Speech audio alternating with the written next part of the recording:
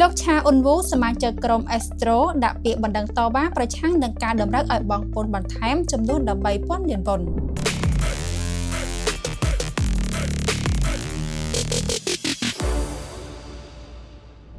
តារាចម្រៀងនិងជាតារាសម្ដែងល្បីឈ្មោះលោកឆាអ៊ុនវូសមាជិកក្រុមអេស្ត្រូបានដាក់ពាក្យបណ្ដឹងតវ៉ាជាផ្លូវការបន្ទាប់ពីលោកបានរ៉ាប់រងបង់ពន្ធបន្ថែមចំនួន13,000 លានវ៉ុនប្រមាណ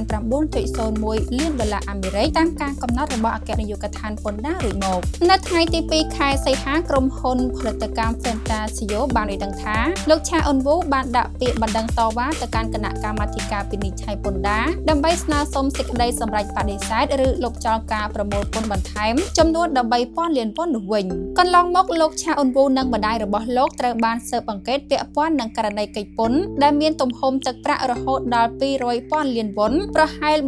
139 លានដុល្លារអាមេរិកតាមរយៈការបង្កើតក្រុមហ៊ុនស្រមោលដោយប្រើប្រាស់ឈ្មោះរបស់លោកនិងក្រុមគ្រួសារបន្ទាប់ពីមានការរិះគន់ខ្លាំងលោកក៏បានចេញមុខសុំទោសជាសាធារណៈចំពោះរឿងអាស្រូវនេះនិងបានបញ្ជាក់ថាលោកបានបង់ពន្ធគ្រប់ចំនួនដែលតម្រូវឲ្យបង់រួចរាល់ហើយទើបតែពេលនេះលោកសម្រាប់ចិត្តដាក់ពាក្យបណ្ដឹងតវ៉ាតាមផ្លូវច្បាប់វិញគួរបញ្ជាក់ថាការដាក់ពាក្យបណ្ដឹងតវ៉ាទៅកាន់គណៈកម្មាធិការវិនិច្ឆ័យពន្ធដារគឺជាការស្នើឲ្យស្ថាប័នឯករាជ្យពិនិត្យឡើងវិញថាតើការគណនាពន្ធ 13,000 លានវ៉ុនរបស់នាយកដ្ឋានពន្ធដារនោះត្រឹមត្រូវតាមច្បាប់ឬហួសហេតុពេកប្រសិនបើតុលាការគណៈកម្មាធិការវិនិច្ឆ័យសម្រេចថាអាជ្ញាធរពន្ធដារគណនាខុសឬខុសនីតិវិធីរដ្ឋនឹងត្រូវសងប្រាក់ដើមនិងការប្រាក់ត្រឡប់មកជូនលោកឆាអ៊ុនវូវិញម្យ៉ាងវិញទៀតការបង់ពន្ធតាមការបង្កប់បញ្ជាអាចធ្វើឲ្យសាធារណជនយល់ថាគាត់ពិតជាបានកិច្ចពន្ធមែនប៉ុន្តែការដាក់ពាក្យតវ៉ាតាមផ្លូវច្បាប់នេះគឺជាការបង្ហាញជំហរថាលោកនិងក្រុមហ៊ុនមេជឿជាក់លើភាពស្អាតស្អំរបស់ខ្លួន